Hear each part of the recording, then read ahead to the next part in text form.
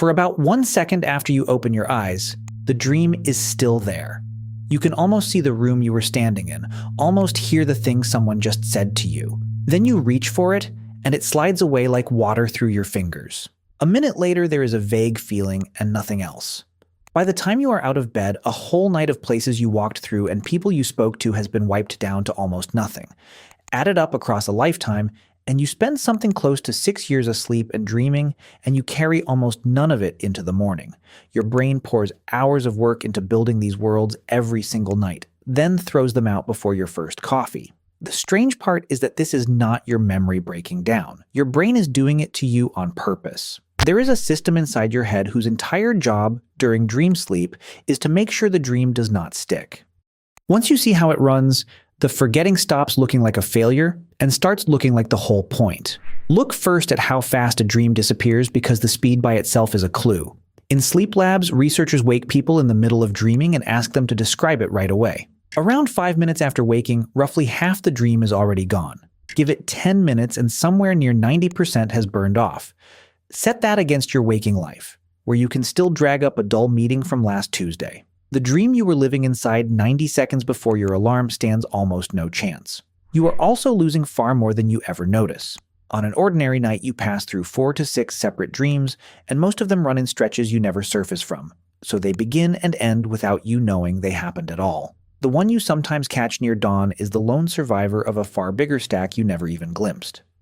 To see why, start with how a memory gets built in the first place. When something happens while you are awake, a small seahorse-shaped region called the hippocampus logs it, then later passes it along to the cortex, where it can be held for the long haul. That handoff only fires when the brain's chemistry is tuned for saving, and one thing it leans on is a signaling molecule called norepinephrine. Almost all of your vivid dreaming happens during REM sleep, the phase where your eyes flick back and forth beneath closed lids while your brain fires almost as hard as it does in daylight. Here is the twist.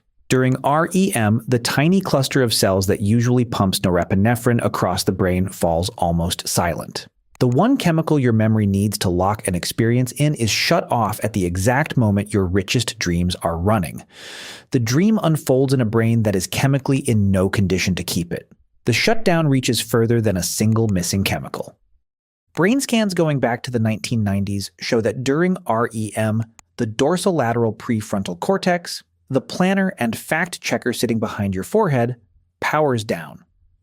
With that region dark, no part of you is marking the dream as important or stitching it into a sensible order. That is also why dreams feel so bizarre from the inside, while you swallow every impossible turn without a second thought. The part of you that would object has clocked out for the night. For most of the last century, the popular explanation had nothing to do with any of this. In 1900, in The Interpretation of Dreams, Sigmund Freud argued that you forget dreams because some part of you wants them buried, that the mind pushes them down to hide the wishes and fears they would expose. It was an elegant story, and it steered how people thought for decades. It was also wrong.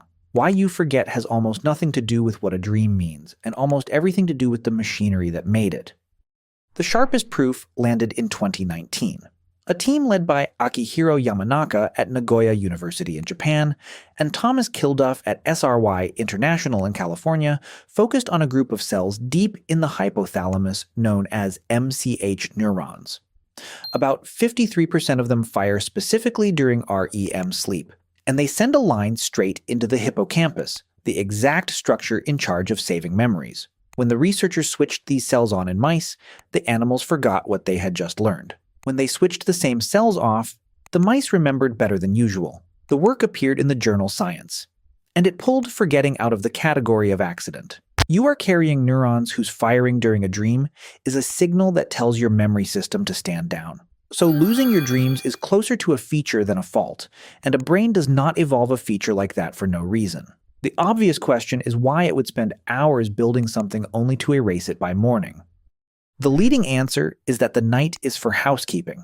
While you sleep, the brain works through the real events of your day, strengthening the links worth keeping and weakening the ones that are only clutter. In 1983, Francis Crick, who helped discover the structure of DNA, proposed with the mathematician Graham Mitchison that dreaming might be part of that cleanup, a way of flushing out junk so real, memory does not clog with noise. If even part of that holds, then keeping your dreams in full would mean hoarding the exact debris the system was built to sweep away. There is a second, quieter reason a dream slips the instant you wake. A memory is tied to the state you were in when you formed it, and the dreaming brain is chemically very different from the waking one.